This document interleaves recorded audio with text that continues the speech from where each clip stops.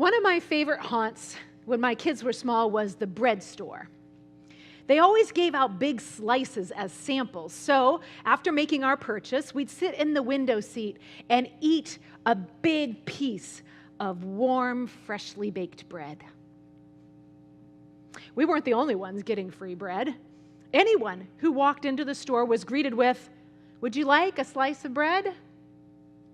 Regular customers, the mail carrier making deliveries, even kids walking home from the middle school down the street, all offered bread. One day, a young woman came into the store while we were there and said to the owner, "I bet you don't remember me." I could see the owner going through her mental list of people with a confused look on her face, and the woman went on, "I haven't been here for over a year, but when I worked across the street at the hairdresser school and got my training, I came in here every day. I didn't have money for lunch, but you always gave me bread, even though I didn't buy anything. Now I have a good job in a salon, and I've come back to buy some bread and to say thank you." It's a modern day story of our gospel lesson, isn't it? The person who actually comes back to say thank you. In the gospel lesson, Jesus is traveling between the foreign country of Samaria and his home stomping grounds of Galilee. As Jesus enters a village, 10 lepers call to him from afar, "Jesus, Master, have mercy on us." They couldn't come near because their disease was contagious, and it was against Jewish law. Jesus tells them to go show themselves to the priest, since the priest was the one who could declare them clean. So the 10 head toward the synagogues, perhaps grumbling because it seemed like they were getting the runaround. But as they travel, they notice changes. The one with no nose suddenly regenerates a face. Fingers that had shrunk to stubs are regenerating back before their eyes. Limbs that were deformed and wither grow strong and able, and soon they're running and whooping it up, laughing, giggling, crying out as they head toward the synagogue, eager to be declared healed so that they could return to their families and be restored to the community. But one of the lepers stops mid-stride and turns around to go back to Jesus. He falls at Jesus' feet and says, "Thank you." It's a posture of prayer. Thank you. And he praises God who made it possible. Then Jesus asks the question that's on all of our lips. Were not 10 made clean? Where are the 9? I think we can identify with Jesus' remark, since all of us at one time or another have taken on a thankless job or put in a lot of effort on behalf of others without any acknowledgement. Anybody know the Pareto rule? 20% of the people do 80% of the work. Well, the ratio is a little bit different here, but kind of the same thing, right?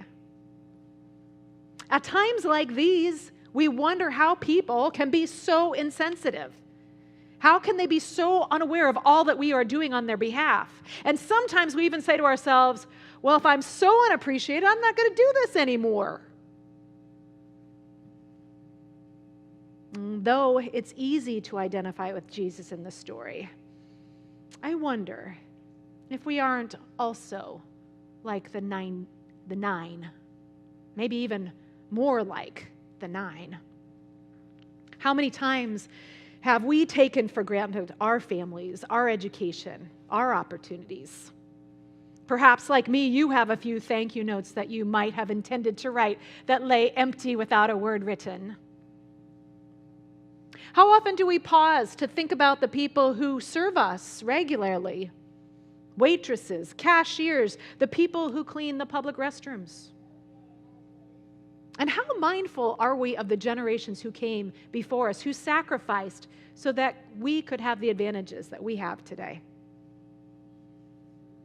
Since we are remiss about thanking the people who do so much for us, it's no surprise that we also forget to thank God, who gives us these people, opportunities, and possessions to meet our needs and give us joy.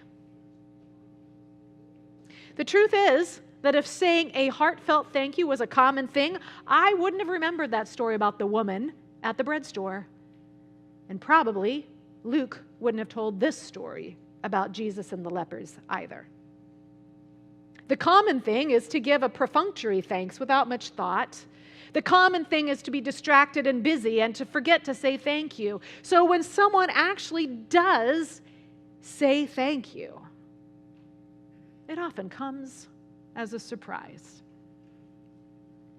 This one leper was a surprise. But not only that he was the only one turning around, also because of who he was. He was a Samaritan. The Samaritans were closely related to Jews, and they'd had a painful split centuries before, and it was still a source of contention. Samaritans were considered outsiders at best and suspicious heretics at worst. So, the one who comes back to say thank you is the most unlikely person, a foreigner, Jesus calls him, and certainly would have shocked Luke's hearers. What? A Samaritan's the one who comes back to say thank you?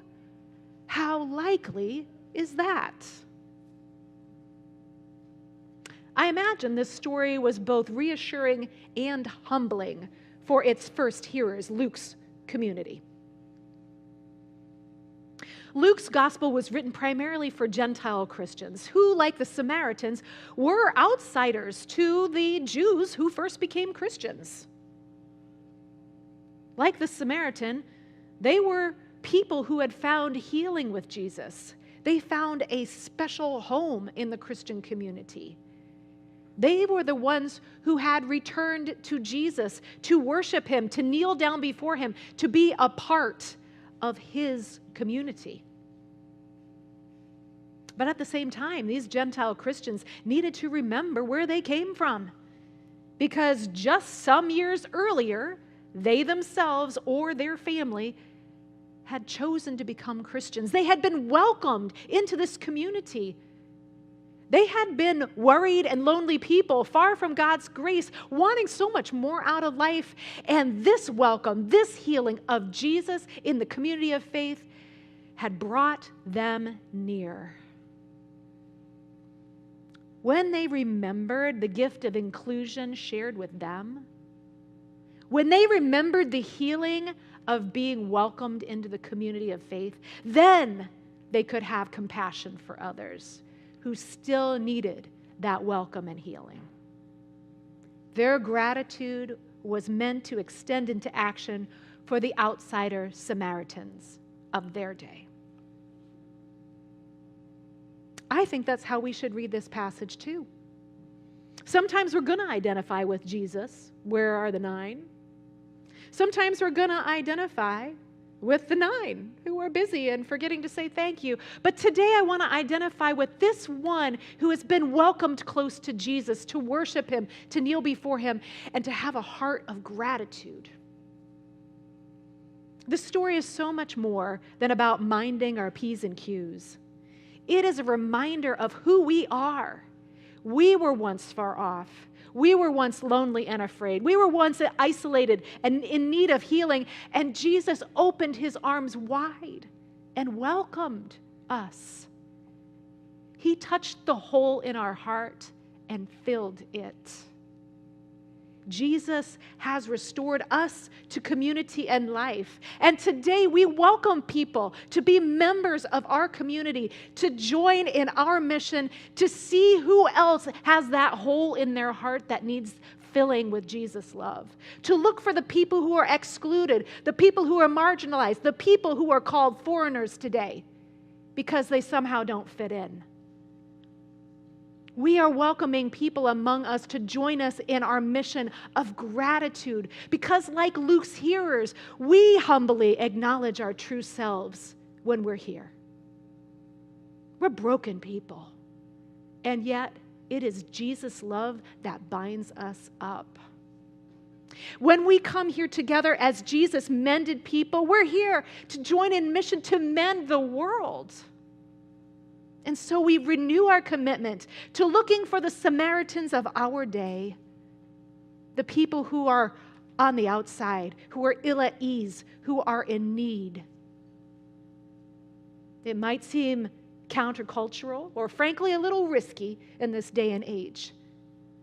But I note that Jesus took risks and called his followers to do the same. Our faith and our gratitude is meant to move us beyond ourselves to include the outsiders of our day, so that we can receive the gift of who they are. You know that woman who came into the bread store? She didn't just come by herself to say thank you. She brought 2 friends, and she bought them loaves of bread. To me, she's a model of true gratitude. She showed me the humility to say thank you and the will to pay it forward. May we model that same gratitude as we worship Jesus and let his love turn us outward to share that love with others. Amen.